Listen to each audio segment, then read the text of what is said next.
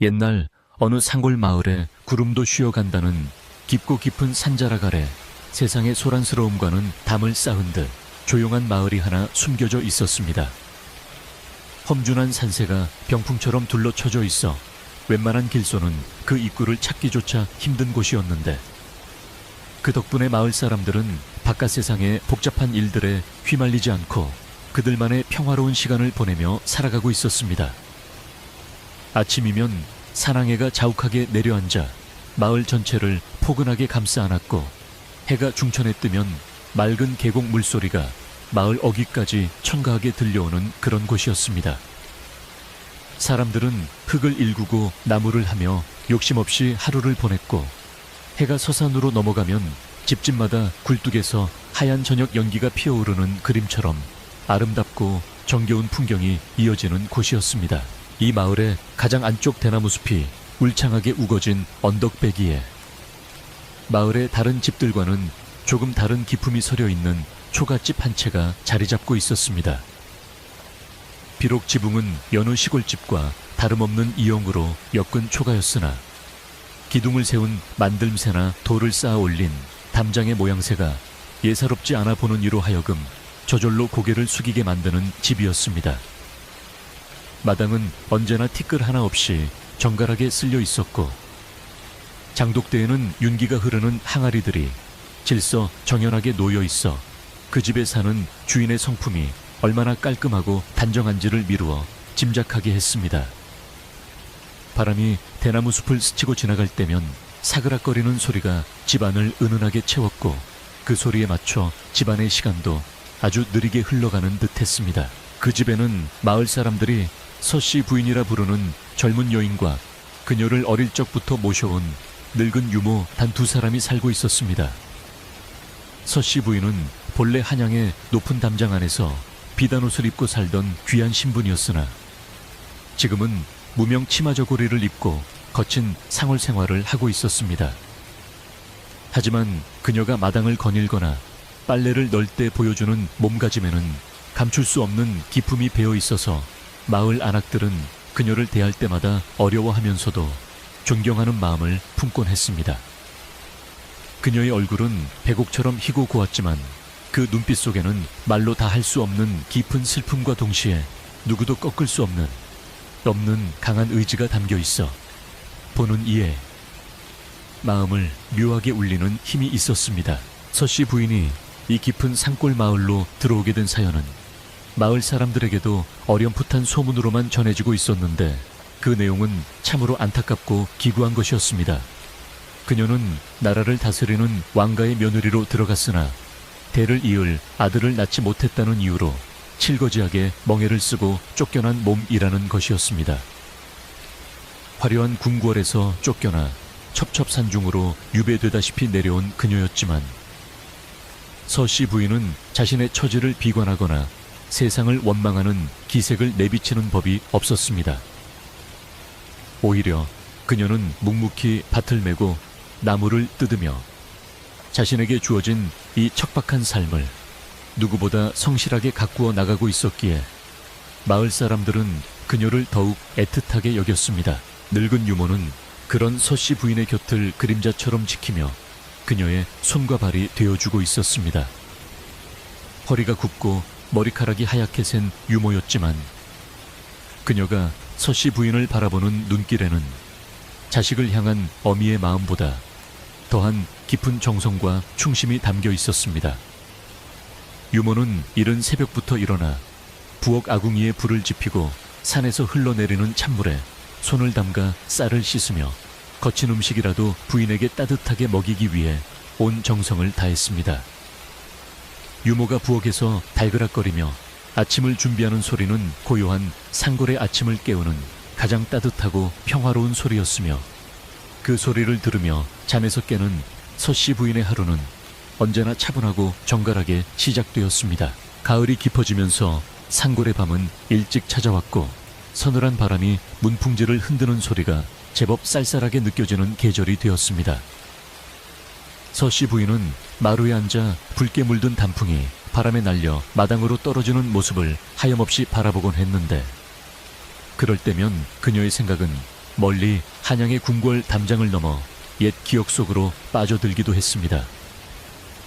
화려했던 시절의 기억보다는 아들을 낳지 못해 겪어야 했던 차가운 시선들과 숨막히는 긴장감이 떠올라 가슴 한구석이 서늘해지곤 했지만 그녀는 이내 고개를 저어 그 기억들을 떨쳐내곤 했습니다.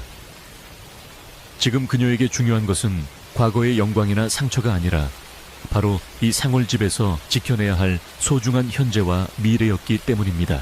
어느 날 오후 마을 안악 몇 명이 갓 쪄낸 고구마와 김치를 들고 서씨 부인의 집을 찾아와 조심스럽게 말을 건넸습니다. 부인, 날씨가 점점 차가워지는데 겨울 준비는 잘 되어 가시는지요? 저희가 땔감이라도 좀 더 날라다 드릴까요? 안악들은 서씨 부인이 혹여나 추운 겨울을 나기에 어려움이 있을까 걱정하여 찾아온 것이었습니다.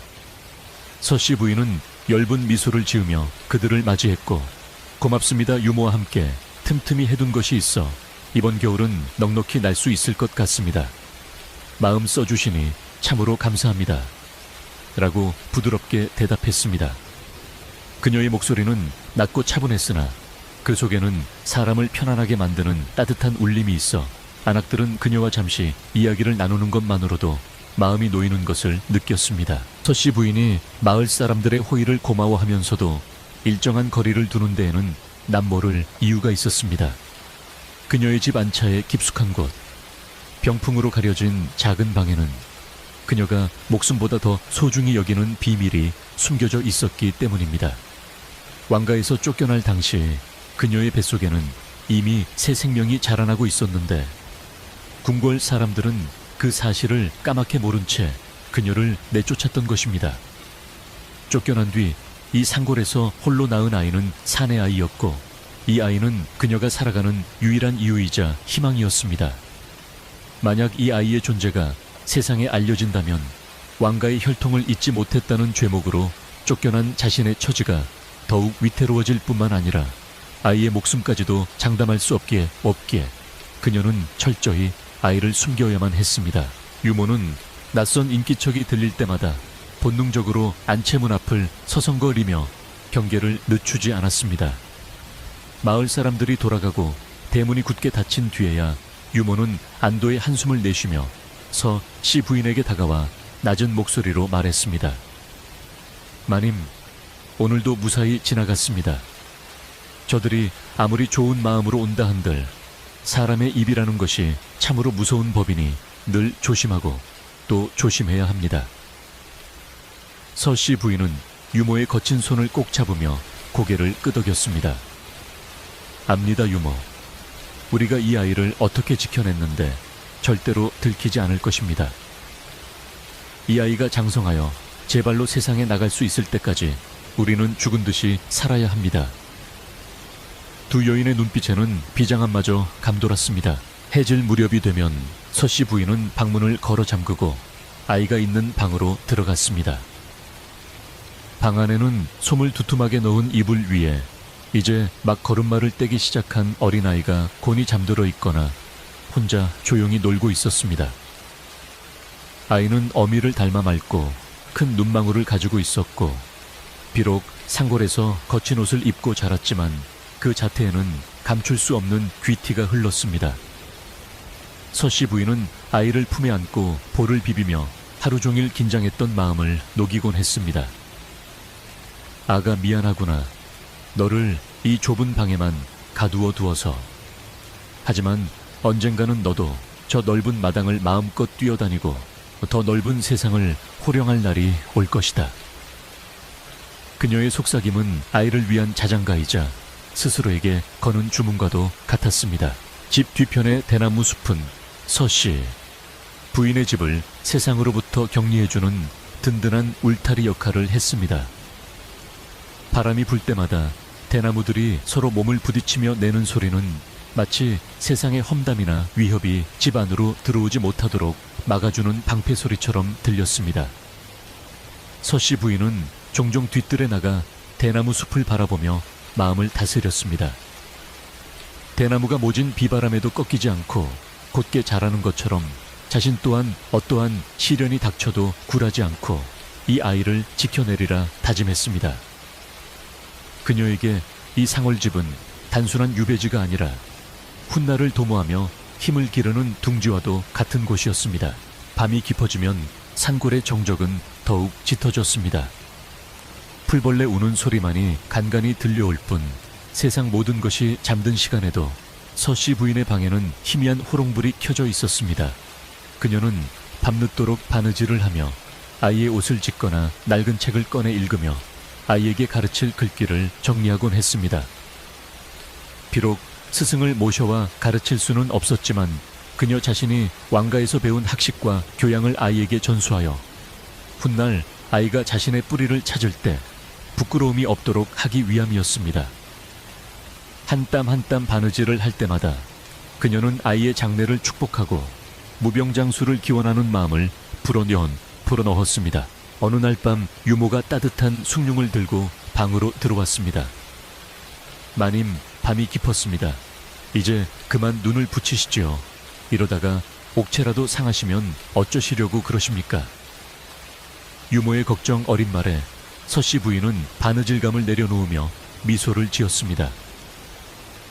유모 잠이 오지 않는구려. 오늘따라 유난히 바람소리가 거칠게 들려서 말이오. 혹시 한양에서 무슨 소식이라도 들려올까? 아니면 누군가 우리를 찾아오지는 않을까 하는 부질없는 걱정이 드는구려. 서씨 부인의 말에 유모는 짐짓 단호한 표정으로 대답했습니다. 마님 걱정 마십시오. 이곳은 하늘도 숨겨놓은 곳입니다. 그 누구도 우리를 찾을 수 없습니다. 그리고 설사 누가 온다 한들 이 늙은이의 목숨이 붙어있는 한 마님과 도련님 털끝 하나 건드리지 못하게 할 것입니다. 유모의 든든한 말에 서씨 부인은 마음의 평안을 되찾았습니다. 그녀는 창문을 살짝 열어 밤하늘을 올려다보았습니다. 칠흑 같은 어둠 속에서 별들이 총총히 빛나고 있었습니다. 저 별들 중 하나는 분명 자신의 아이를 지켜주는 수호성일 것이라 믿으며 그녀는 두 손을 모아 간절히 기도했습니다. 부디 이 아이가 자라 뜻을 펼칠 때까지 이 고요한 평화가 깨지지 않게 해 주소서. 저에게 닥친 시련은 제가 다 감당할 테니 이 아이에게는 오직 따뜻한 햇살만 비치게 해 주소서. 그녀의 기도는 바람을 타고 밤하늘 높이 올라가 별들에게 닿는 듯 했습니다. 산골 마을의 겨울은 예상보다 빨리 찾아왔습니다. 첫눈이 내리던 날 온 세상은 하얗게 뒤덮였고 서씨 부인의 초가집도 마치 흰 소미불을 덮은 듯 포근한 모습으로 변했습니다. 눈이 쌓여 길이 끊기자 마을 사람들의 왕래도 뜸해졌고 덕분에 서씨 부인의 집은 더욱 완벽한 고립 속에 평온을 누릴 수 있었습니다. 서씨 부인은 아이를 안고 툇마루에 앉아 소리 없이 내리는 눈을 바라보며 아이에게 눈에 대해 설명해 주었습니다. 아가 저게 눈이란다. 세상의 더러운 것들을 모두 덮어 깨끗하게 만들어주는 고마운 것이지. 내 마음도 저 눈처럼 맑고 깨끗해야 한단다. 아이는 신기한 듯 눈을 반짝이며 고사리 같은 손을 뻗어 허공을 휘저었습니다. 겨울밤은 길고 지루할 법도 했지만 서씨 부인과 유모 그리고 아이에게는 서로의 온기를 나누는 소중한 시간이었습니다. 유모는 아랫목에 고구마를 묻어두었다가 꺼내어 호호 불어가며 아이에게 먹여주었고 서씨 부인은 옛날 이야기를 조곤조곤 들려주며 아이의 상상력을 키워주었습니다. 방 안에는 고구마 익는 달콤한 냄새와 세 사람의 웃음소리가 어우러져 훈훈한 공기가 감돌았습니다.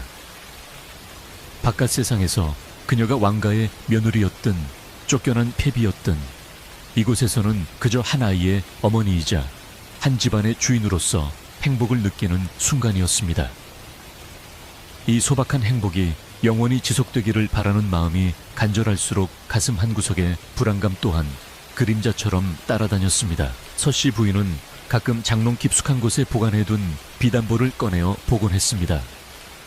그 안에는 그녀가 궁에서 나올 때 몰래 챙겨 나온 왕가의 문장이 새겨진 놀이개와 아이의 아비인 왕자가 그녀에게 주었던 옷가락지가 들어 있었습니다. 이것들은 아이가 훗날 자신의 신분을 증명할 유일한 증표이자 그녀가 겪은 사랑과 아픔의 증거물이었습니다. 그녀는 옷가락질을 만지작거리며 남편의 얼굴을 떠올렸습니다. 아들을 낳지 못했다는 이유로 쫓겨날 때 아무 말도 하지 못하고 고개를 돌리던 남편의 모습이 아직도 눈에 선했습니다. 원망스러운 마음도 있었지만 지금은 그저 그가 무탈하기만을 바랄 뿐이었습니다. 언젠가 이 아이를 그 앞에 당당히 보일 날이 올 것이라는 희망 하나로 그 그리움을 견뎌내고 있었습니다. 어느 맑은 날 아침 유모가 마당을 쓸다가 대문 밖을 유심히 내다보았습니다. 평소와 다름없는 산골의 풍경이었지만 유모의 예민한 감각은 공기의 흐름이 미세하게 달라진 것을 감지했습니다. 산새들이 유난히 시끄럽게 지저귀고 멀리서 들려오는 바람소리에 낯선 기운이 섞여 있는 듯했습니다. 유모는 빗자루를 내려놓고 대문을 단단히 걸어 잠그며 혼잣말을 중얼거렸습니다. 까치들이 왜 이리 지저댈까? 반가운 손님이 올리는 만무하고 불길한 기운이 드는구나. 유모의 얼굴에 스쳐 지나가는 그늘을 보지 못한 채 서씨 부인은 방 안에서 아이에게 글자를 가르치며 평화로운 오전을 보내고 있었습니다. 서씨, 부인이 사는 이 집은 겉보기에는 허술해 보일지 몰라도 사실은 서씨 부인이 이곳에 오기 전부터 유모가 치밀하게 준비해둔 은신처였습니다. 집 뒤 대나무 숲에는 비상시에 아이를 데리고 피할 수 있는 작은 토굴이 숨겨져 있었고 마루 밑에는 귀중품을 숨길 수 있는 비밀 공간도 마련되어 있었습니다. 서씨 부인과 유모는 만약의 사태에 대비해 몇 번이고 도주 경로를 연습했고 아이가 울지 않도록 달래는 법까지 철저히 준비해 두었습니다. 이러한 준비가 그저 기우로 끝나기를 바랐지만 세상 일은 언제나 예기치 않은 방향으로 흘러가기 마련이라는 것을 두 여인은 너무나 잘 알고 있었습니다. 해가 뉘엿뉘엿 넘어가고 마을 어귀의 개들이 짖기 시작했을 때 서씨 부인은 왠지 모를 한기를 느끼며 옷깃을 여미었습니다. 방금 전까지 따뜻했던 아랫목이 식어가는 듯한 느낌, 그리고 창호지 문 너머로 어른거리는 그림자가 평소보다 길게 느껴지는 착각이 들었습니다. 그녀는 자고 있는 아이의 이불을 다시 한번 덮어주며 마음을 다잡았습니다. 내가 불안해하면 아이도 느낀다. 나는 강해져야 한다. 그녀는 스스로에게 최면을 걸듯 되뇌며 흔들리는 마음의 심지를 굳건히 세웠습니다. 이 고요한 상월 마을의 평화가, 그리고 그녀가 목숨 걸고 지켜온 비밀이 폭풍우 앞의 등불처럼 위태롭게 흔들리고 있음을 예감하면서도 그녀는 어미로서의 자리를 굳건히 지키고 있었습니다. 마을의 밤은 깊어만 갔고 하늘에는 둥근 달이 떠올라 서씨 부인의 집 마당을 환하게 비추었습니다. 대나무 잎사귀에 맺힌 이슬이 달빛을 받아 영롱하게 반짝이는 모습은 마치 누군가의 눈물처럼 애처롭고 아름다웠습니다. 서씨 부인은 잠들지 못한 채 마루에 나와 앉아 달을 바라보았습니다. 달님, 제 소원을 들어주소서. 부디 내일도 모레도 우리 아이가 웃으며 깨어날 수 있게 해 주소서. 그녀의 간절한 기도는 달빛을 타고 산을 넘어 멀리 퍼져 나갔습니다. 하지만 산 너머에서 불어오는 바람은 내일 닥쳐올 심상치 않은 변화를 예고하듯 점점 더 거세지고 있었습니다. 이 깊은 상골 마을의 고요함 속에 감춰진 왕과 며느리의 비밀은 이제 막 폭풍 속으로 휘말려 들어갈 준비를 하고 있었습니다. 며칠 뒤 언제나 고요하기만 했던 상골 마을의 평화가 산산조각 나는 사건이 일어났습니다. 여느 때처럼 산새들이 지저귀고 안악들이 가을가에서 방망이질을 하며 하루를 시작하던 평온한 아침이었습니다. 마을 입구 쪽에서부터 흙먼지가 뿌옇게 일어나더니 이 깊은 상골에는 어울리지 않는 요란한 말발굽 소리와 가마꾼들의 거친 고함 소리가 들려오기 시작했습니다. 밭을 갈던 농부들은 일손을 멈추고 멍하니 그 광경을 바라보았고 아이들은 무서워하며 어미의 치마폭 뒤로 숨어들었습니다.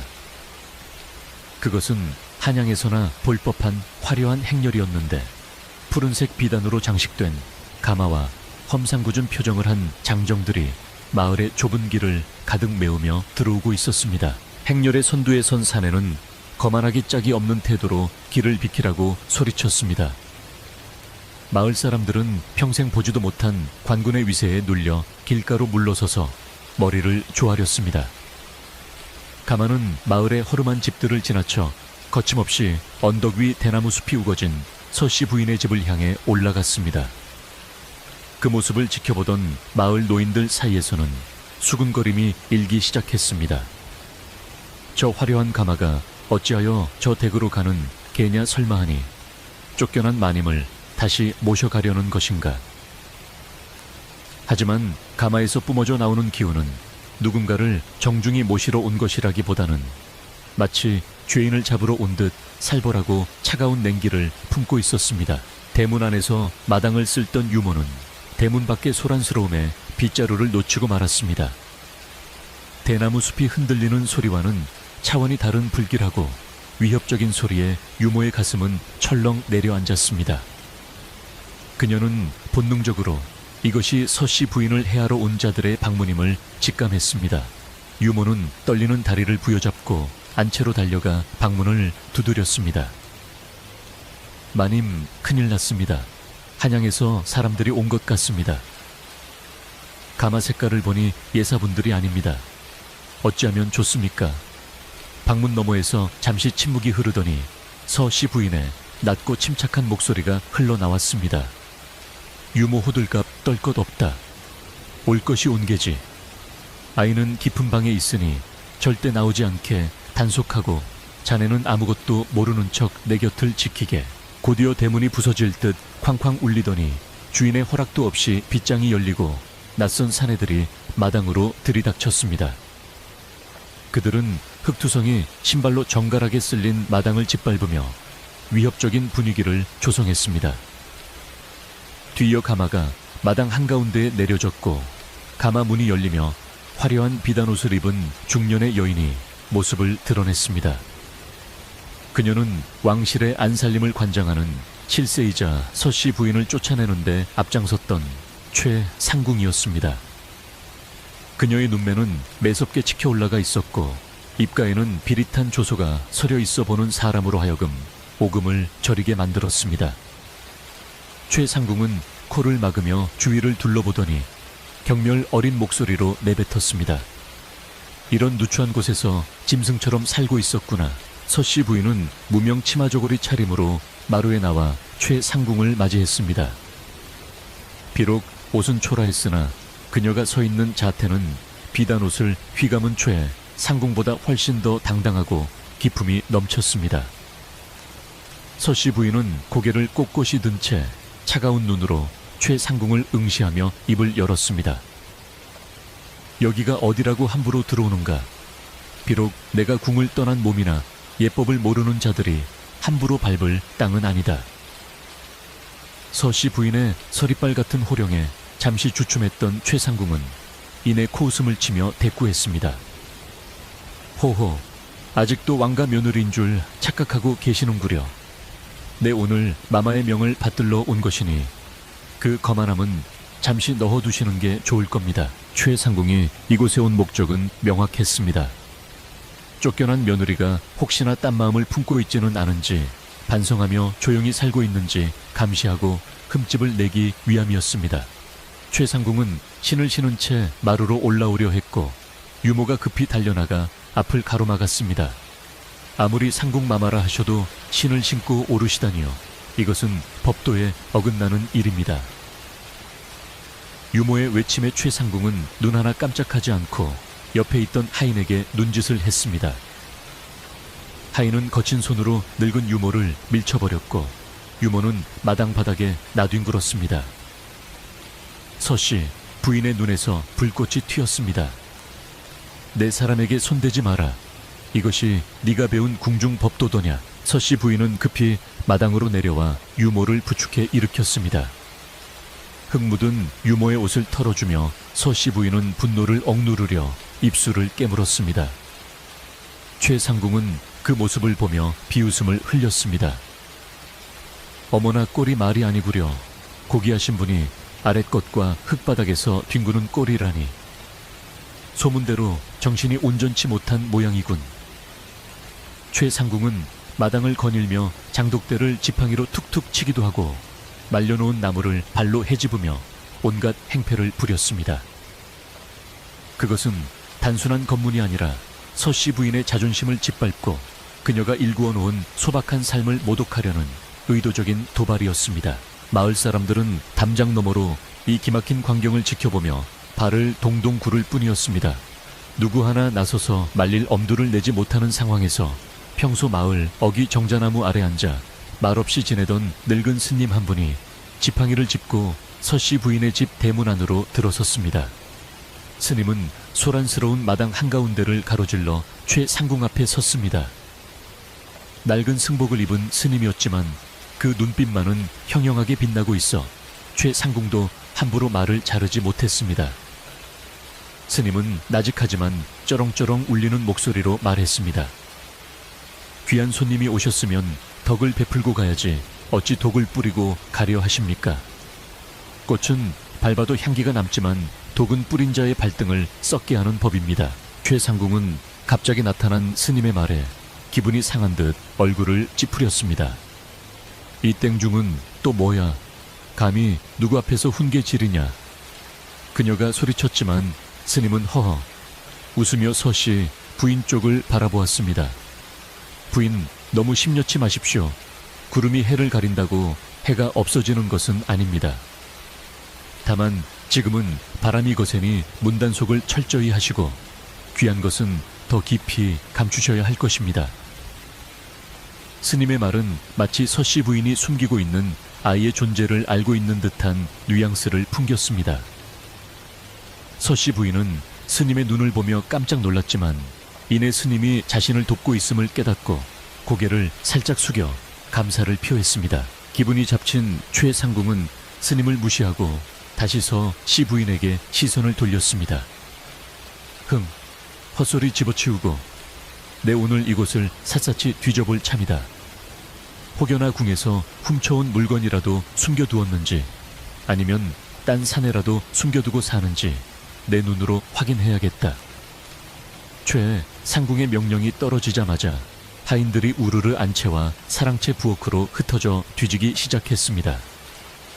서씨 부인의 얼굴이 하얗게 질렸습니다.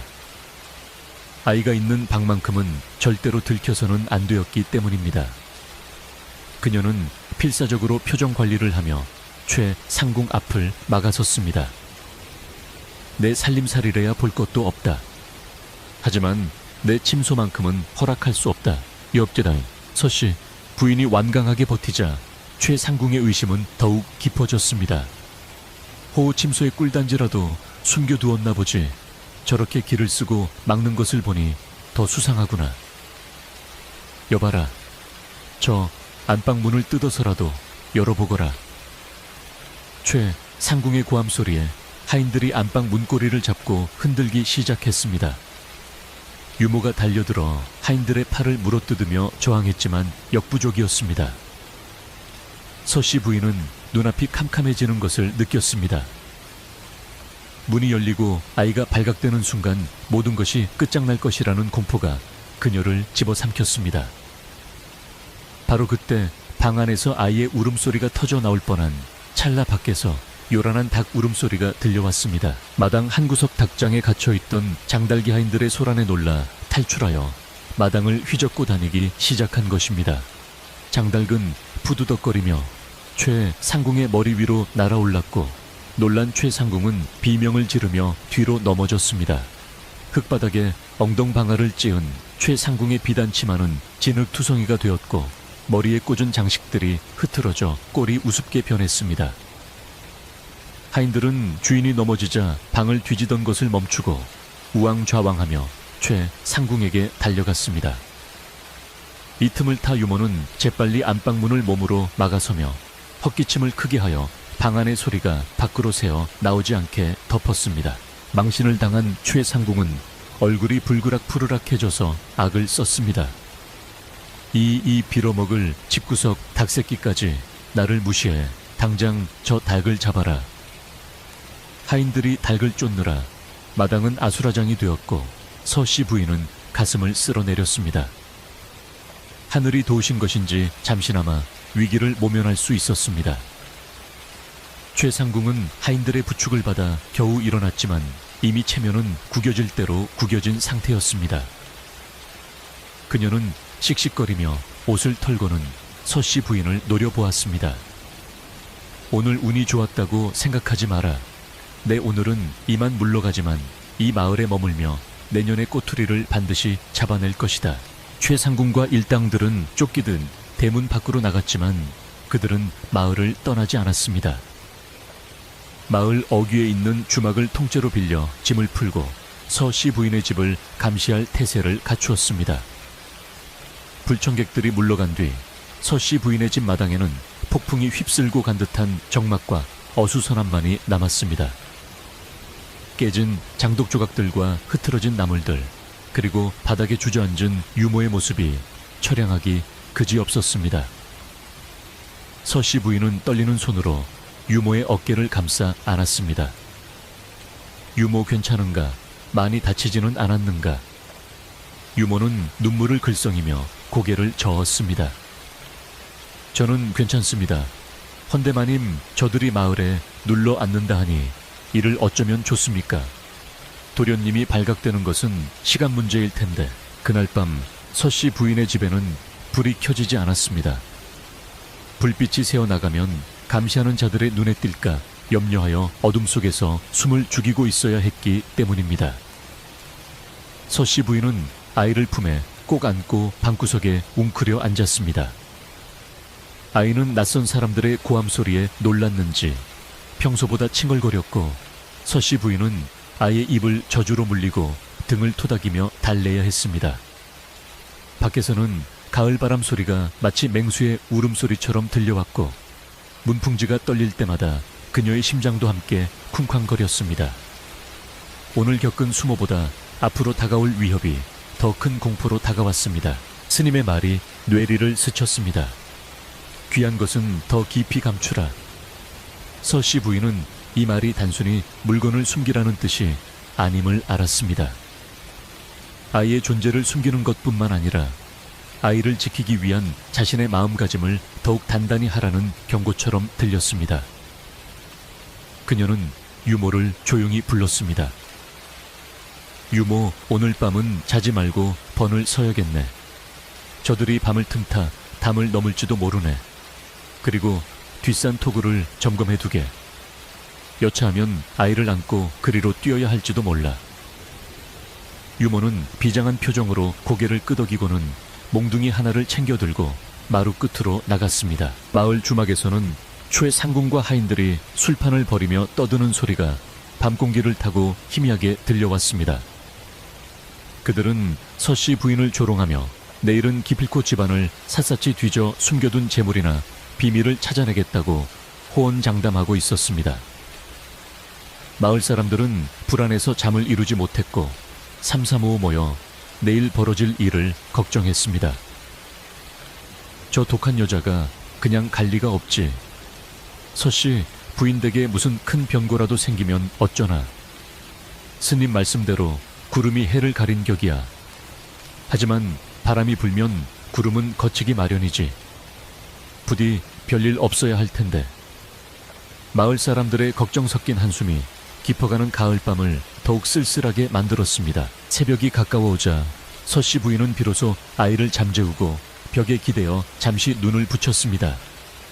꿈속에서 그녀는 다시 궁궐에 있었습니다. 화려한 옷을 입고 있었지만 주변은 온통 얼음장처럼 차가웠고 사람들은 손가락질을 하며 그녀를 비웃었습니다. 그때 등 뒤에서 따뜻한 손길이 느껴져 돌아보니 성장한 아들이 늠름한 모습으로 서 있었습니다. 아들은 그녀의 손을 잡으며 어머니 이제 걱정 마십시오. 제가 지켜드리겠습니다. 라고 말했습니다. 그 목소리에 놀라 잠에서 깬 서씨 부인은 식은땀을 흘리고 있었습니다. 창밖은 여전히 어두웠지만 그녀는 이 꿈이 예지몽이기를 간절히 바라며 다시 한번 마음속에 칼을 갈았습니다. 아침이 밝아오자 긴장감은 최고조에 달했습니다. 최상궁이 보낸 하인들이서 시 부인의 집 담장 주위를 맴돌며 안을 훔쳐보기 시작했습니다. 그들은 마치 먹잇감을 노리는 하이에나처럼 집요하고 끈질겼습니다. 유모는 마당에서 일을 하는 척하며 그들의 동태를 살폈지만 불안감은 감출 수 없었습니다. 서씨 부인은 겉으로는 태연하게 책을 읽는 척했으나 귀는 온통 바깥의 인기척에 쏠려 있었습니다. 이제 더 이상 피할 수 없는 대결의 시간이 다가오고 있음을, 그리고 그 대결의 결과가 자신과 아이의 운명을 송두리째 바꿔놓을 것임을 직감하고 있었습니다. 그때 담장 밖에서 하인 한 명이 소리쳤습니다. 마님, 여기 좀 보십시오. 뒤뜰 빨랫줄에 이상한 것이 걸려 있습니다. 최상궁이 득달같이 달려와 하인이 가리키는 곳을 쳐다보았습니다. 그곳에는 유모가 실수로 걷지 못한 아이의 작은 베넷 저고리 하나가 바람에 팔랑거리고 있었습니다. 비록 낡고 작은 옷가지였으나 그것은 이 집에서 시부인과 유모 외에 어린아이가 살고 있다는 명백한 증거였습니다. 최상궁의 눈이 번뜩였습니다. 저것 봐라, 내 예감이 맞았어. 저 안에 쥐새끼 같은 것이 숨어있는 게 분명해. 최상궁의 표정은 먹이를 발견한 짐승처럼 잔인한 환희로 일그러졌습니다. 이제 비밀은 더 이상 비밀일 수 없게 되었습니다. 최상궁의 날카로운 고함 소리가 떨어지기가 무섭게 대문 밖에서 서성이던 하인들이 굶주린 늑대떼처럼 담장을 넘어 마당으로 들이닥쳤습니다. 그들은 더 이상 주인의 허락을 기다리거나 예의를 갖출 생각이 추호도 없어 보였으며 마치 적진을 점령한 병사들처럼 기세등등하게 집안을 유린하기 시작했습니다. 유모가 사색이 되어 마당으로 뛰어내려가 장독대 옆에 놓여있던 빗자루를 휘두르며 그들을 막아보려 했으나 건장한 사내들의 힘을 당해낼 수는 없었습니다. 한 하인이 유모의 빗자루를 빼앗아 부러뜨리고는 거칠게 밀치자 유모는 힘없이 바닥에 쓰러지며 고통스러운 신음을 내뱉었고 그 모습은 보는 이의 가슴을 미어지게 만들었습니다. 최상궁은 개선 장군이라도 된 양거만하게 뒷짐을 지고 마당 한가운데로 걸어 들어와 빨랫줄에 걸린 베넷 저고리를 거칠게 낚아챘습니다.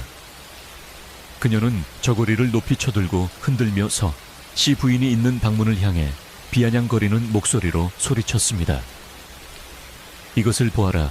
이 집구석에 쥐새끼가 숨어있다는 증거가 여기 명백히 있다. 감히 왕가에서 쫓겨난 주제에 부정을 저질러 아이까지 낳아 기르고 있었단 말이냐. 최상궁의 목소리에는 서씨 부인을 파멸시킬 수 있는 꼬투리를 잡았다는 희열과 도끼가 가득 서려 있었고 그 소름 끼치는 웃음소리는 상골의 맑은 공기를 탁하게 물들였습니다. 방 안에서 숨죽이고 있던 서씨 부인은 더 이상 피할 곳이 없음을 직감하고 떨리는 손으로 옷매무새를 가다듬었습니다. 그녀는 품에 안겨 겁에 질린 아이의 등을 토닥이며 나직하게 속삭였습니다. 아가, 놀라지 말거라. 어미가 있으니 아무도 너를 해치지 못한다. 너는 세상에서 가장 귀한 사람이니 어깨를 펴고 당당해야 한다. 그녀의 목소리는 떨리고 있었지만 그 눈빛만은 새끼를 지키려는 어미, 호랑이처럼 매섭게 빛나고 있었습니다. 그녀는 깊은 숨을 들이마신 뒤 방문을 활짝 열고 마루로 나섰습니다. 서씨 부인이 모습을 드러내자 마당의 소란스러움이 잠시 잦아들었고 모든 시선이 그녀에게 쏠렸습니다. 하얀 소복을 입은 그녀의 모습은 초라했지만 서리빨 같은 기세는 마당을 제압하기에 충분했습니다. 서씨 부인은 최상궁을 내려다보며 차갑게 물었습니다. 내 집에서 무슨 행패냐? 네가 모시는 상전이 그리 가르치더냐? 짐승도 새끼가 있는 굴은 함부로 건드리지 않는 법이다. 그녀의 질책에 최상궁은 잠시 움찔했으나 손에 쥐고 있는 베넷 저고리를 보며 다시 기세를 올렸습니다. 말은 잘하는구나. 네가 정절을 지키지 않고 외간 남자와 노라나 아이를 낳은 죄를 어찌 변명하려느냐. 최상궁은 서씨 부인이 아들을 낳지 못해 쫓겨났으니 지금 숨겨둔 아이는 필시 다른 남자의 아이일 것이라 확신하고 있었습니다. 그녀에게 이 아이는 서씨 부인을 영원히 매장시키고 사약을 받게 할 수 있는 결정적인 증거물이었습니다. 최상궁은 하인들에게 명령했습니다.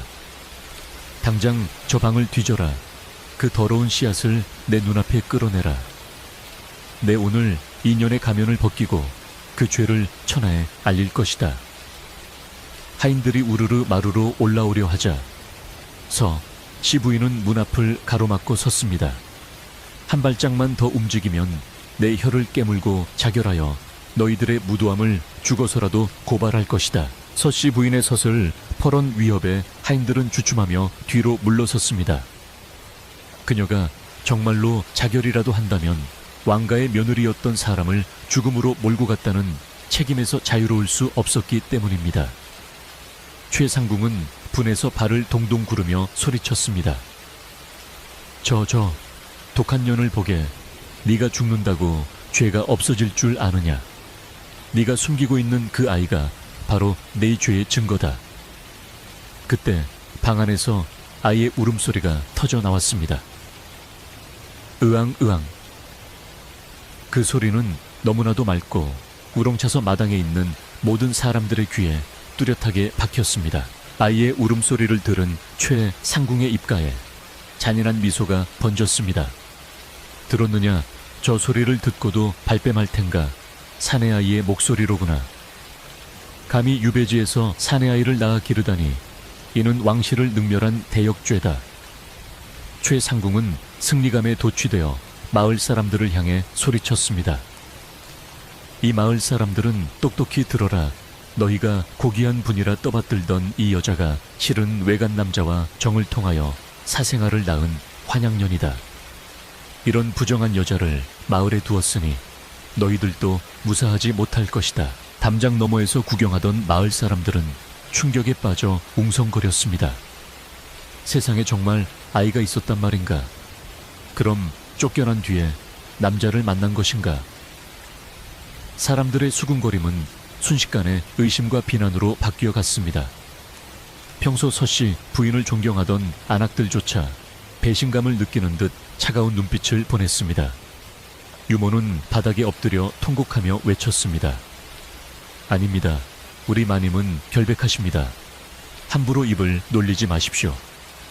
하지만 유모의 절규는 흥분한 사람들의 목소리에 묻혀버리고 말았습니다. 서씨 부인은 억장이 무너지는 듯한 고통을 느꼈지만 결코 눈물을 보이지 않았습니다.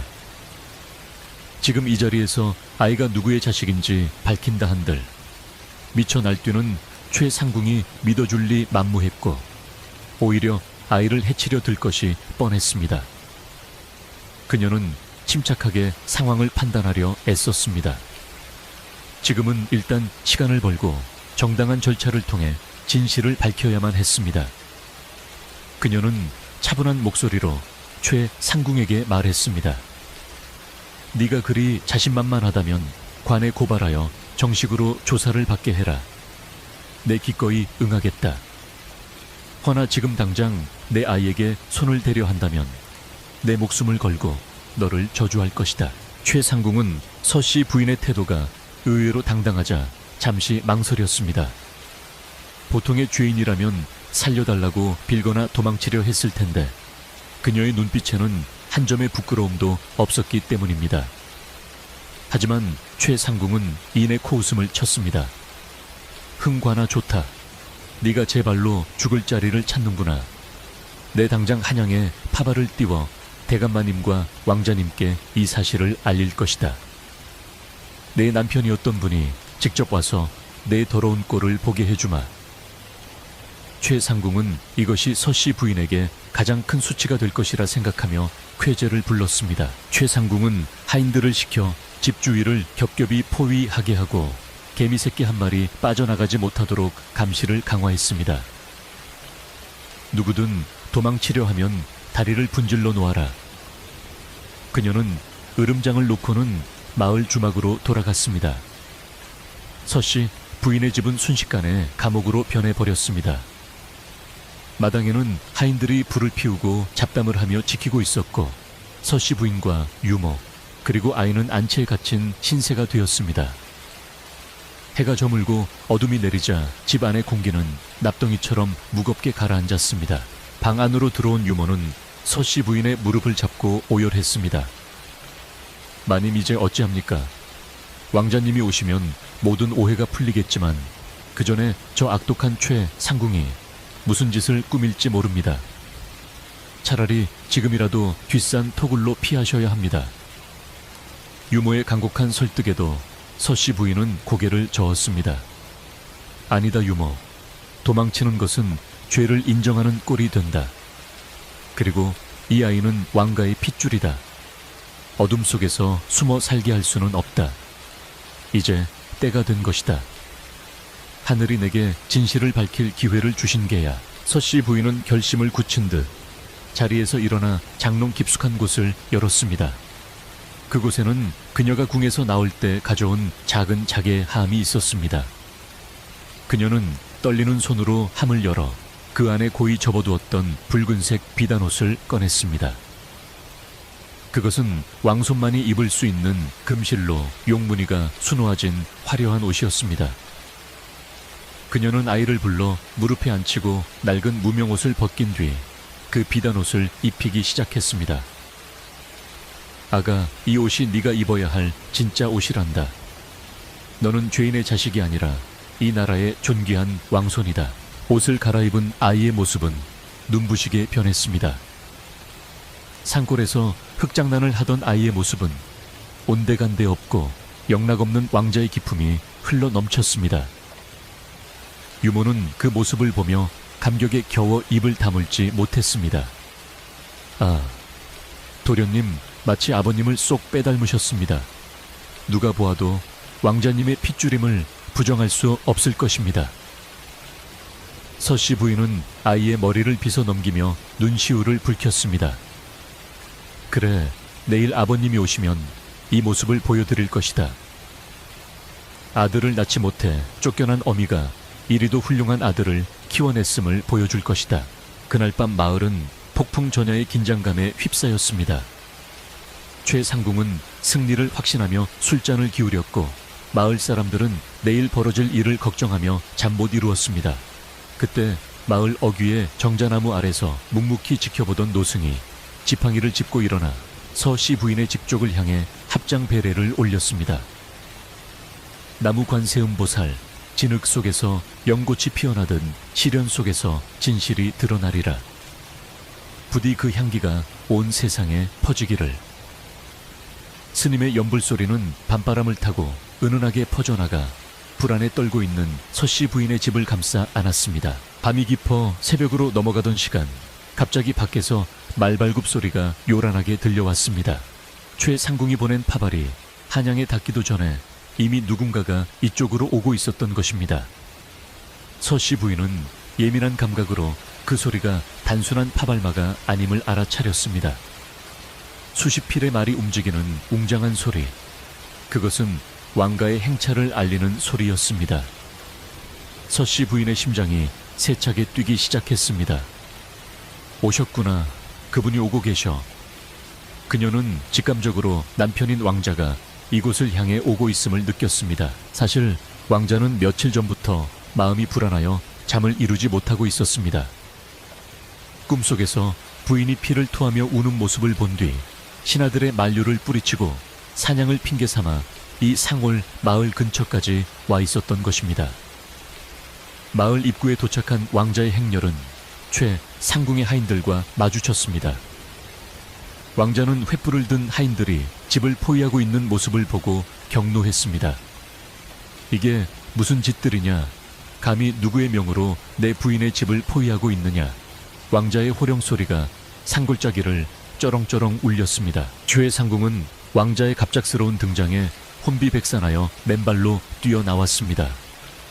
저 전하, 죽여 주시옵소서 하오나 소인은 오직 왕실의 명예를 지키기 위해 저 안에 부정한 쥐새끼가 있다는 것을 밝혀내려 하였습니다. 최 상궁은 바닥에 머리를 찌으며 변명하기 바빴습니다. 왕자의 얼굴이 일그러졌습니다. 부정한 쥐새끼라니 그게 무슨 망발이냐? 최 상궁은 고개를 처박은 채 외쳤습니다. 서 씨가 외간 남자와 통하여 아이를 낳아 기르고 있었습니다. 제 눈으로 베넷 저고리를 보았고 아이 울음소리도 들었습니다. 왕자는 큰 충격을 받은 듯 비틀거렸습니다. 자신이 없는 동안 부인이 정절을 벌였다는 말인가? 아니면 억울한 누명인가? 왕자의 마음속에서 의심과 믿음이 격렬하게 충돌했습니다. 왕자는 굳게 닫힌 서씨 부인의 대문을 바라보며 무겁게 입을 열었습니다. 모두 물러나라. 내 직접 확인하겠다. 신하들이 길을 열자 왕자는 천천히 대문 앞으로 걸어갔습니다. 사방은 쥐 죽은 듯 고요해졌고 오직 왕자의 발자국 소리만이 저벅저벅 들려왔습니다. 대문 안쪽에서 서씨 부인은 아이의 손을 꼭 잡고 마당에 서 있었습니다. 그녀는 대문 너머에서 들려오는 남편의 목소리를 듣고 숨이 멎을 것만 같았습니다. 이제 곧 문이 열리고 운명의 순간이 닥칠 것입니다. 그녀는 유모에게 눈짓을 하여 대문 빗장을 풀게 했습니다. 끼익. 무거운 나무 대문이 비명을 지르며 천천히 열리기 시작했습니다. 열린 문틈 사이로 횃불의 붉은 빛이 쏟아져 들어왔고 그 빛 속에서 서씨 부인은 당당하게 고개를 들고 남편을 맞이할 준비를 마쳤습니다. 문이 완전히 열리자 왕자와 서씨 부인의 시선이 허공에서 얽혔습니다. 몇 년 만의 재회였지만 그들 사이에는 팽팽한 긴장감이 감돌았습니다. 왕자의 시선은 서씨 부인을 지나 그녀의 곁에 서 있는 작은 아이에게로 향했습니다. 화려한 왕손의 옷을 입고 의젓하게 서 있는 아이, 자신의 어린 시절을 거울로 보는 듯 꼭 닮은 그 아이를 보는 순간 왕자의 눈이 커다랗게 떠졌습니다. 서씨 부인은 떨리지만 힘있는 목소리로 말했습니다. 전하 보시옵소서. 이 아이가 바로 전하께서 그리도 기다리시던 그리고 제가 목숨으로 지켜낸 전하의 아들입니다. 왕자의 시선이 아이에게 고정되자 마당에는 숨막히는 정적이 감돌았습니다. 횃불이 타닥거리는 소리와 밤바람이 나뭇가지를 스치는 소리만이 들릴 뿐 수십 명의 사람들은 누구 하나 숨소리조차 크게 내지 못했습니다.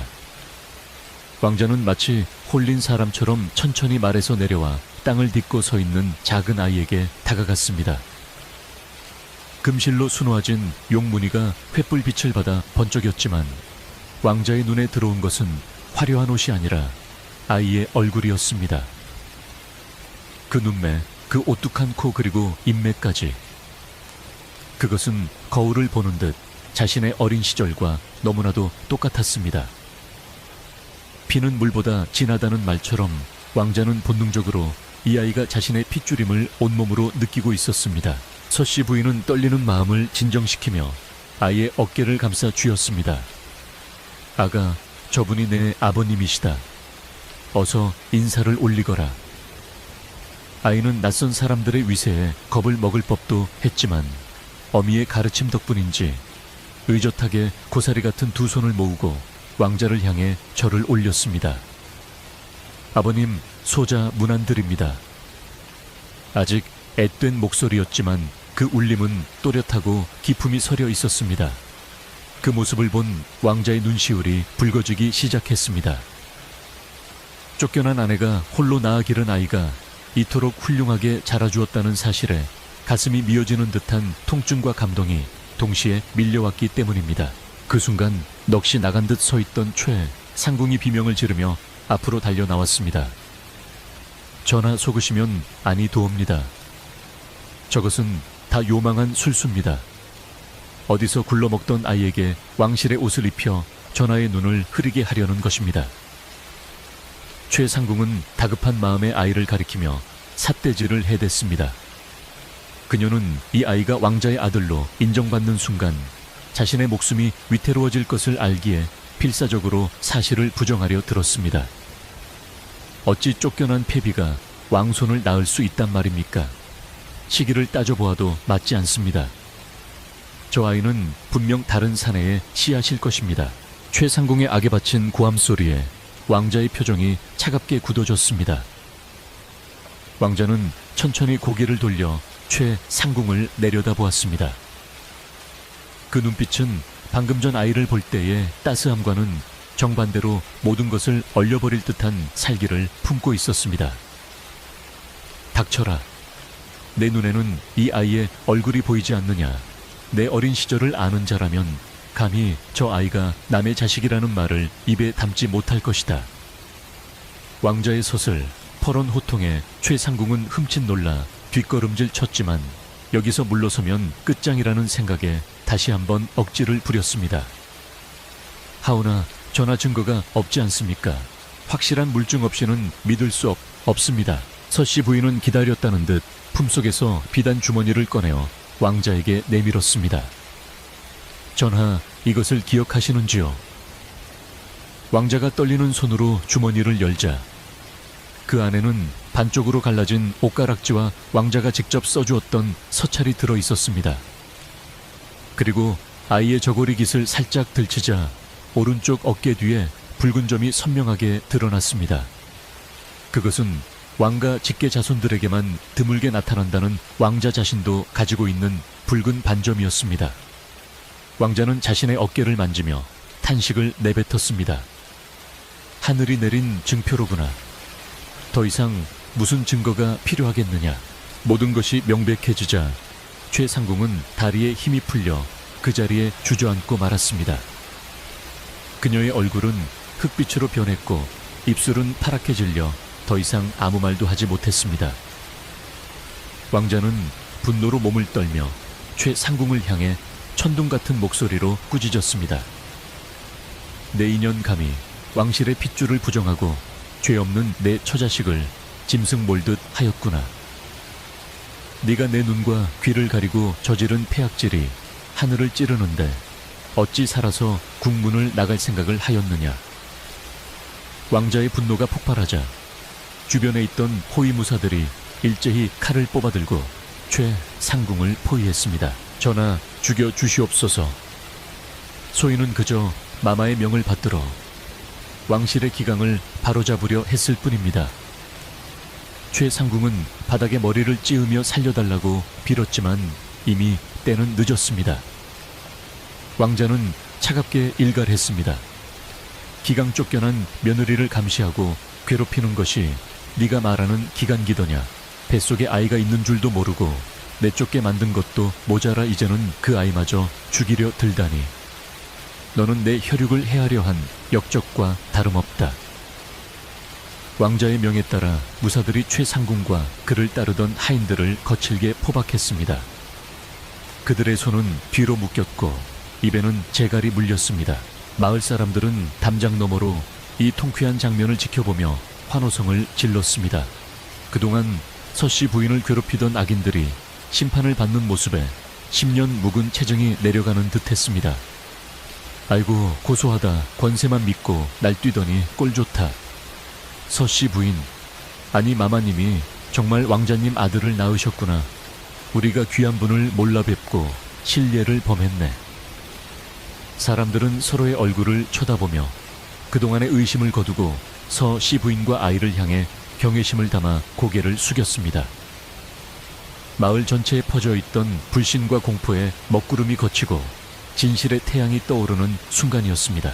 죄인들이 끌려나가자 마당에는 다시 평화가 찾아왔습니다. 왕자는 비로소 무릎을 꿇고 아이와 눈높이를 맞추었습니다. 그리고 조심스럽게 아이를 품에 안았습니다. 미안하다. 정말 미안하다. 아비가 못나서 너를 이 험한 곳에서 태어나게 하고 이제야 찾아왔구나. 왕자의 눈에서 뜨거운 눈물이 흘러내려 아이의 볼을 적셨습니다. 아이는 생전 처음 느껴보는 아버지의 품이 낯설면서도 따뜻했는지 고사리 같은 손으로 왕자의 눈물을 닦아주었습니다. 울지 마세요, 아버님. 저는 어머니랑 잘 지내고 있었어요. 아이의 순수한 위로에 왕자는 목 놓아 울음을 터뜨렸습니다. 서씨 부인도 그 모습을 지켜보며 하염없이 눈물을 흘렸습니다. 지난 몇 년간의 서름과 고통이 눈 녹듯 사라지는 것 같았습니다. 유모는 마루 기둥을 붙잡고 엉엉 울며 그간의 마음고생을 털어내고 있었습니다. 마님, 드디어 해가 떴습니다. 우리 도련님이 제 자리를 찾으셨습니다. 왕자는 한참을 울다가 서 씨 부인을 일으켜 세우고 꼭 껴안았습니다. 부인, 그동안 얼마나 고생이 많았소. 내 이 은혜와 미안함을 평생 어찌 다 갚으리까. 왕자의 따뜻한 품 안에서 서 씨 부인은 비로소 긴장이 풀리며 다리에 힘이 빠지는 것을 느꼈습니다. 왕자는 즉시 부인과 아이를 궁으로 모셔가려 했으나 서 씨 부인은 고개를 저으며 잠시 시간을 달라고 청했습니다. 전하밤이 너무 깊었습니다. 그리고 이 아이에게는 이곳이 고향입니다. 갑작스러운 변화에 아이가 놀라지 않도록 오늘 밤은 이곳에서 지내며 마음을 정리할 시간을 주시옵소서. 왕자는 부인의 깊은 뜻을 이해하고 고개를 끄덕였습니다. 그리하오, 내 오늘은 부인과 아이 곁에서 이 집의 가장으로서 밤을 보내겠소. 왕자는 화려한 비단옷을 벗어던지고 유모가 내어준 소박한 평복으로 갈아입었습니다. 왕자가 이 누추한 초가집에 머물기로 하자 집안의 분위기는 급격히 바뀌었습니다. 살벌했던 전장은 사라지고 대신 따뜻한 가족의 보금자리로 돌아왔습니다. 유모는 부랴부랴 부엌으로 달려가 아궁기에 불을 지피고 남은 쌀을 털어 정성스럽게 밥을 짓기 시작했습니다. 마을 안악들도 소식을 듣고 하나둘씩 대문 앞으로 모여들었습니다. 그들은 갓 짠 참기름, 잘 익은 김치, 닭장에서 꺼낸 달걀 등을 들고 와 조심스럽게 마당에 놓고 갔습니다. 마마님, 이거라도 드시고 기운 차리십시오. 저희가 몰라 뵙고 죄송했습니다. 안악들의 진심 어린 사과에서 씨 부인은 따뜻한 미소로 화답했습니다. 마당 한가운데에는 무사들이 피워놓은 모닥불이 타오르고 있었고 그 주위로 훈훈한 공기가 감돌았습니다. 왕자는 마루에 앉아 아이를 무릎에 앉히고 아이가 자라온 이야기를 하나하나 물어보았습니다. 그래, 우리 아들이 대나무 숲에서 노는 것을 좋아한다고 나중에 궁에 가면 더 멋진 숲을 만들어주마. 아이는 신이 나서 자신의 보물인 돌멩이와 나무 조각들을 아버지에게 자랑했습니다.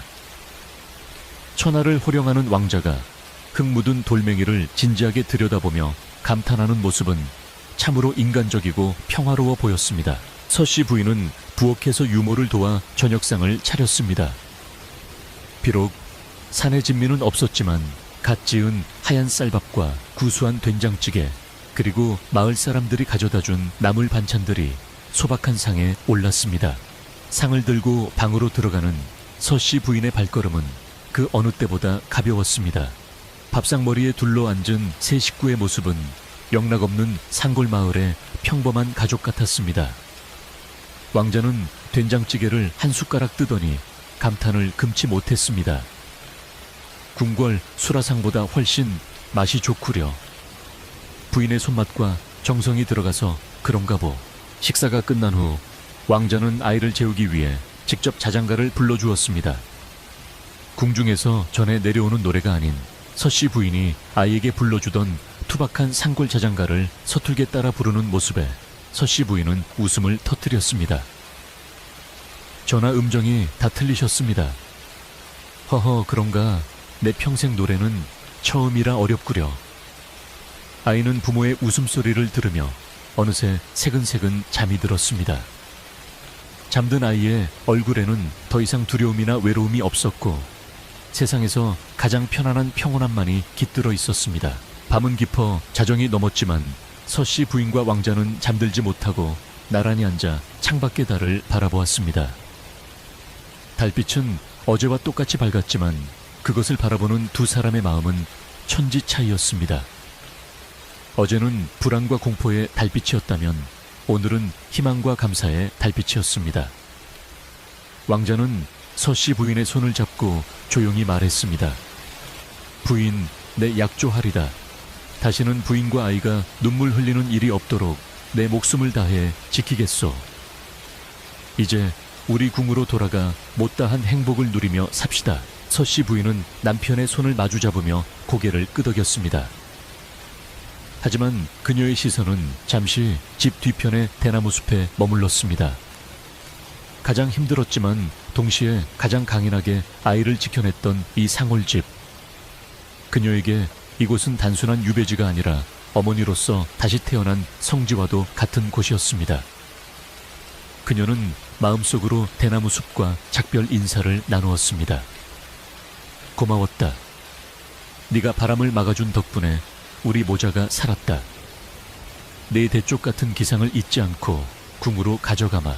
새벽녘동이 트기 전에 짙푸른 어둠 속에서 서씨 부인은 잠든 아이의 얼굴을 쓰다듬으며 생각에 잠겼습니다. 이제 궁으로 돌아가면 또 다른 시련과 암투가 기다리고 있을지도 모릅니다. 최상궁은 물러갔지만 권력을 탐하는 자들은 언제나 존재하는 법이니까요. 하지만 그녀는 더 이상 예전의 유약한 며느리가 아니었습니다. 상골의 거친 바람을 견디고 스스로 아이를 지켜낸 강인한 어머니가 되었습니다. 그녀는 자신의 안에 단단한 뿌리가 내려진 것을 느꼈습니다. 어떤 비바람이 몰아쳐도 흔들리지 않을 자신이 있었습니다. 마당에서는 무사들이 교대로 보초를 서며 집을 지키고 있었고 유모는 짐을 꾸리느라 분주하게 움직였습니다. 가져갈 것은 많지 않았지만 아이가 가지고 놀던 장난감과 서씨 부인이 틈틈이 읽던 책들은 소중히 챙겨 넣었습니다. 그것들은 이 아이가 어디서 왔는지 어떤 사랑을 받고 자랐는지를 증명하는 역사가 될 것이기 때문입니다. 유모는 짐을 싸면서도 콧노래를 흥얼거렸습니다. 이제 고생 끝 행복 시작이구나. 우리 도련님이 골룡포를 입으실 날이 머지않았어. 유모의 주름진 얼굴에도 모처럼 환한 꽃이 피었습니다. 날이 밝아오자 사랑해가 걷히며 마을의 정령이 드러났습니다. 어제와는 전혀 다른 맑고 상쾌한 공기가 마을을 감싸고 있었습니다. 서씨 부인은 마루에 나와 기지개를 켜며 깊은 숨을 들이마셨습니다. 폐부 깊숙이 들어오는 차가운 새벽 공기가 머리를 맑게 해주었습니다. 그녀는 마당 한 구석에 피어난 작은 들꽃을 바라보며 미소를 지었습니다. 모진 겨울을 이겨내고 피어난 꽃처럼 자신과 아이의 운명도 이제 활짝 피어날 것임을 믿어 의심치 않았습니다. 이제 새로운 시작을 위한 준비는 모두 끝났습니다. 아침 햇살이 산등성이를 넘어와 서씨 부인의 작은 초가집 마당을 황금빛으로 물들이기 시작했습니다. 어젯밤의 소란스러움과 긴박했던 순간들은 아침 이슬과 함께 사라지고 마당에는 새로운 출발을 알리는 활기찬 기운만이 가득했습니다. 왕자의 호위무사들은 분주하게 움직이며 떠날 채비를 서둘렀고 유모는 정들었던 부엌과 장독대를 어루만지며 마지막 인사를 나누고 있었습니다. 비록 쫓기듯 내려와 숨어 살던 곳이었지만 막상 떠나려니 곳곳에 베어있는 손때와 추억들이 발목을 잡는 듯했습니다.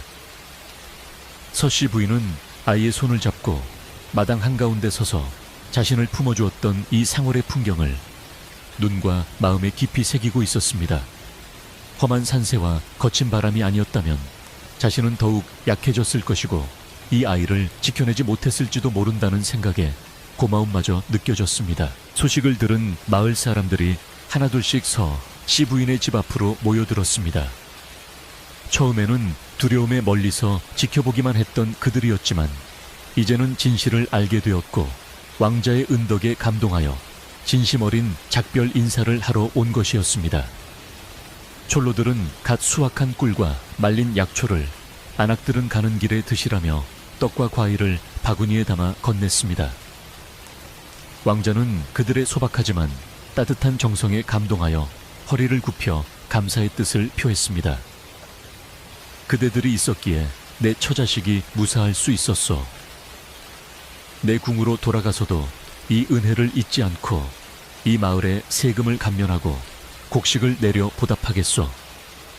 왕자의 약속에 마을 사람들은 환호하며 눈물을 흘렸습니다. 떠나기 직전 어제 서씨 부인을 도왔던 노승이 다시 한번 모습을 드러냈습니다. 스님은 서씨 부인과 아이 앞에 서서 온화한 미소를 지으며 합장했습니다. 부인, 이제 긴 겨울이 끝나고 봄이 왔습니다. 산에서 배운 인내와 침묵의 지혜를 잊지 않으신다면 궁궐의 담장이 아무리 높다 한들 부인의 마음을 가두지는 못할 것입니다. 서씨, 부인은 스님의 말씀에 깊이 고개를 숙였습니다. 스님 주신 가르침을 잊지 않겠습니다. 흙 속에서 뿌리를 내리던 그 마음으로 세상을 품으며 살겠습니다.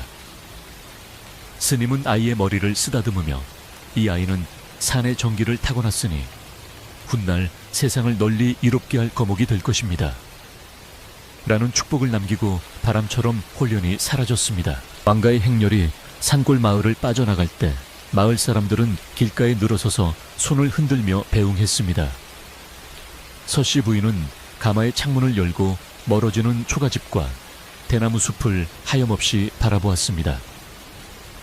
대나무 숲은 바람에 흔들리며 잘 가시오, 부디 행복하시오라고 속삭이는 듯했습니다. 그 소리는 서씨 부인의 귓가에 오래도록 맴돌며 지난 시절의 고독과 두려움을 씻어내 주었습니다. 아이는 아버지인 왕자의 무릎에 앉아 신기한 듯 바깥 세상을 구경하느라 여념이 없었고, 왕자는 그런 아이에게 산과 강의 이름을 하나하나 알려주며 다정한 아버지의 모습을 보여주었습니다. 그 모습은 마치 오랜 시간 떨어져 있던 가족이 아니라 늘 함께해 온 것처럼 자연스럽고 평화로워 보였습니다.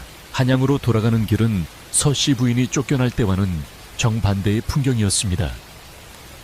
그때는 죄인 취급을 받으며 남들의 눈을 피해 밤길을 재촉해야 했지만 지금은 왕실의 깃발을 앞세우고 백성들의 환호를 받으며 당당하게 입성하고 있었습니다.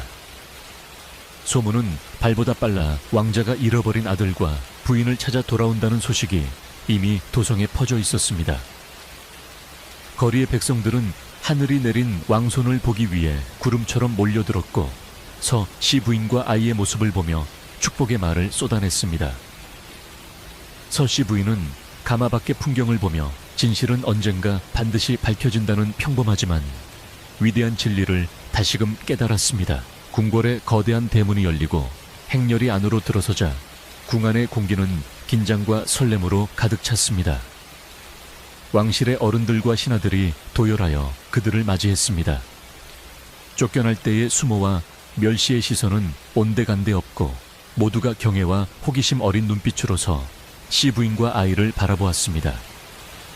특히 왕의 아들이자 아이의 할아버지는 손자의 모습을 보자마자 옥좌에서 내려와 맨발로 달려 나왔습니다. 오, 내 새끼 내 핏줄이 살아있었구나. 할아버지는 아이를 번쩍 들어 올리며 기쁨의 눈물을 흘렸습니다. 아이는 낯선 환경에도 주눅들지 않고 할마마마 문안드립니다. 라고 또렷하게 말해 주위를 놀라게 했습니다. 서씨 부인은 다시 궁중의 예복으로 갈아입고 공식적인 자리에 섰습니다. 화려한 비단옷과 보석 장식이 그녀를 감쌌지만 그녀의 표정은 예전처럼 위축되거나 들떠있지 않았습니다. 상골에서 거친 옷을 입고 흙을 만지며 살았던 시간들이 그녀에게 거칠애보다 중요한 내면의 단단함을 선물해 주었기 때문입니다. 그녀는 왕과 왕비 앞에서 정중하면서도 기품 있게 절을 올렸고 그동안의 경위를 차분하게 설명했습니다. 그녀의 목소리에는 원망이나 분노 대신 어미로서 자식을 지켜낸 자부심과 왕실의 안녕을 비는 진심이 담겨 있어 듣는 이들의 마음을 숙연하게 만들었습니다. 왕실은 즉시 서씨 부인의 명예를 회복시키고 그녀를 쫓아내는데 동조했던 자들을 엄벌에 처했습니다. 하지만 서씨 부인은 왕에게 간청하여 그들의 처벌을 최소화해달라고 청했습니다. 전하, 제가 겪은 고통은 컸으나 그로 인해 더 강한 어미가 될 수 있었습니다. 이제 좋은 날을 맞이하였으니 피를 보기보다는 덕으로 품어주시는 것이 태어난 아이를 위해서도 좋을까 합니다. 그녀의 넓은 아량에 왕실 어른들은 다시 한번 감탄했고 그녀의 지위는 쫓겨나기 전보다 훨씬 더 높아지고 존경받게 되었습니다. 아이는 왕실의 적통 후계자로서 정식으로 책봉되었고 온 나라가 이를 축하하는 축제를 벌였습니다. 화려한 복권과 축하의 날들이 지나고 궁궐 생활이 점차 일상으로 자리잡기 시작했습니다. 서씨 부인은 자신에게 배정된 넓고 화려한 처소보다 햇볕이 잘 드는 소박한 별채를 즐겨 찾았습니다. 그곳에 작은 텃밭을 일구고 산골에서 가져온 씨앗을 심어 아이와 함께 가꾸었습니다. 궁녀들은 왕실의 마마님이 직접 호미를 드는 것을 보고 놀라 말리려 했지만 서씨 부인은 웃으며 고개를 저었습니다. 이것은 내 아이에게 흙의 소중함과 생명의 신비를 가르치는 공부란다. 땀 흘려 얻은 열매가 가장 달다는 것을 잊게 해서는 안 된다. 유모는 그런 서씨 부인의 곁에서 흐뭇한 미소를 지으며 어린 나인들에게 텃밭 가꾸는 법을 가르쳐 주기도 했습니다. 유모는 이제 상궁 칭호를 받고 아랫사람들을 거느리는 위치가 되었지만 여전히 서씨 부인과 아이의 곁을 가장 가까이에서 지켰습니다. 그녀는 궁궐의 젊은 궁녀들에게 산골에서의 무용담을 들려주는 것을 낙으로 삼았습니다. 호랑이가 나올 법한 깊은 산속에서 우리 마마님이 어찌나 강인하셨는지 너희들은 모를 게다. 최상궁 그 표독한 여자가 왔을 때도 눈 하나 깜짝 안 하시고. 유모의 이야기는 날이 갈수록 조금씩 과장되어 갔지만 그 속에 담긴 충심과 사랑만은 변함이 없었습니다.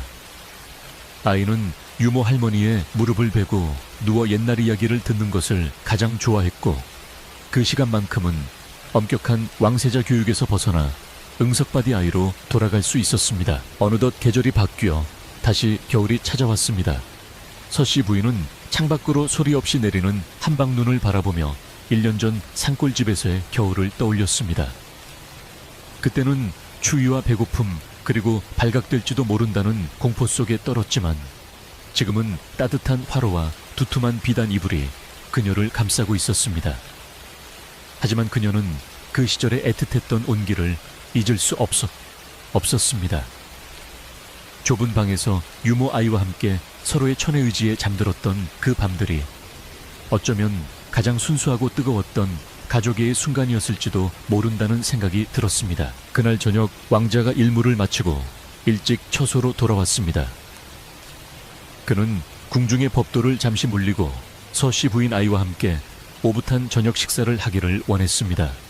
상에는 사내진미 대신 서씨 부인이 직접 텃밭에서 기른 배추로 끓인 국과 산골에서 즐겨 먹던 구수한 나물 반찬들이 올랐습니다. 왕자는 화려한 수라상보다 이 소박한 밥상을 더 반가워했습니다. 이 국물 맛을 잊을 수가 없었어. 궁의 어떤 요리사가 만들어도 부인의 손맛을 따라갈 수가 없구려. 왕자가 국을 맛있게 비우자 아이도 덩달아 저도요 엄마 밥이 제일 맛있어요 라며 밥그릇을 싹싹 비웠습니다. 식사를 마친 후 세 사람은 화록에 둘러 앉아 도란도란 이야기를 나누었습니다. 장작불이 타닥거리며 타오르는 소리가 방 안의 정적을 따뜻하게 채웠습니다. 왕자는 아이에게 궁궐 밖 세상 돌아가는 이야기를 들려주었고 아이는 눈을 반짝이며 귀를 기울였습니다. 서씨 부인은 남편과 아들의 모습을 번갈아 바라보며 가슴 벅찬 행복을 느꼈습니다. 이것은 그녀가 그토록 꿈꾸어왔던 그러나 영영 이루지 못할 것 같았던 평범하고도 기적 같은 일상이었습니다. 그녀는 마음속으로 수없이 감사기도를 올렸습니다. 모진 시련을 견뎌낸 끝에 찾아온 이 평화가 너무나 소중하고 감사했습니다. 밤이 깊어지자 아이는 꾸벅꾸벅 졸기 시작했습니다. 왕자는 익숙한 솜씨로 아이를 안아 잠자리에 눕히고 토닥거려 주었습니다. 잘 자라 우리 아들, 좋은 꿈 꾸고. 아이는 아버지의 손길을 느끼며 평온한 얼굴로 깊은 잠에 빠져들었습니다. 잠든 아이의 숨소리가 규칙적으로 들려오자 왕자와 서씨 부인은 조용히 미소를 교환했습니다. 왕자는 서씨 부인의 손을 잡고 나직하게 말했습니다. 부인 그동안 많이 힘들었지. 이제는 내가 부인의 든든한 담장이 되어 주겠소. 어떤 바람도 우리 가족을 흔들지 못하게 할 것이오. 서씨 부인은 남편의 어깨에 머리를 기대며 대답했습니다. 저나 저는 힘들지 않았습니다. 오히려 그 시간들이 있었기에 지금의 이 따뜻함이 얼마나 귀한 것인지 알게 되었습니다. 산골의 대나무 숲이 저를 지켜주었듯 이제는 제가 전하와 아이 그리고 이 나라를 위한 숲이 되겠습니다. 두 사람은 서로의 온기를 나누며 창밖에 눈 내리는 풍경을 바라보았습니다. 눈은 세상의 모든 소리를 잠재우고 궁궐의 지붕과 마당을 하얗게 덮어주었습니다. 마치 그들의 지난 상처와 아픔을 덮어주고 새로운 희망의 싹을 틔우려는 듯 포근하고 아름다운 밤이었습니다. 시간이 흘러서 시 부인의 아들은 훌륭한 왕으로 성장했습니다. 그는 백성의 아픔을 자신의 아픔처럼 여기고 흙의 소중함을 아는 성군이 되었습니다. 사람들은 그가 어릴 적 상월에서 자라며 배운 지혜와 어머니 서씨 부인에게서 물려받은 강인하고 따뜻한 성품 덕분이라고 칭송했습니다. 서씨 부인은 백발이 성성한 노인이 되어서도 가끔 별채에 툇마루에 앉아 먼 산을 바라보곤 했습니다. 그럴 때면 산바람이 불어와 그녀의 옷자락을 스치고 지나갔는데 그 바람 속에는 옛날 그 산골 마을의 대나무 숲소리가 섞여 있는 듯 했습니다. 그녀의 얼굴에는 세월의 흔적이 내려앉았지만 그 미소만큼은 여전히 고우면서도 단단했습니다. 이야기는 여기서 끝이 납니다. 쫓겨난 며느리에서 왕의 어머니가 되기까지서 시 부인이 걸어온 길은 험난했지만 결코 외롭지 않았습니다. 그녀에게는 지켜야 할 소중한 생명이 있었고 믿음으로 기다려준 사람들이 있었기 때문입니다. 어두운 밤이 지나면 반드시 밝은 아침이 오듯이 시련 뒤에는 더 큰 축복이 기다리고 있다는 것을 그녀의 삶이 보여주었습니다. 지금 여러분의 하루가 조금 고단했을지라도 편안한 잠 속에서 새로운 힘을 얻으시길 바랍니다. 서씨, 부인의 집 마당에 비치던 그 따뜻한 햇살처럼 내일 아침 여러분에게도 희망찬 빛이 가득하기를 기원합니다. 이제 산골 마을의 등불도 꺼지고 궁궐의 밤도 깊었습니다. 창밖에 바람 소리도 잦아들고 세상 모든 것이 평화로운 휴식을 취하는 시간입니다. 오늘 들려드린 이야기가 여러분의 꿈속에서 따뜻한 위로가 되기를 바랍니다. 걱정과 근심은 모두 저 밤하늘의 별들에게 맡겨두시고 부디 편안하고 깊은 잠에 드시기를 바랍니다. 안녕히 주무세요. 좋은 꿈 꾸세요.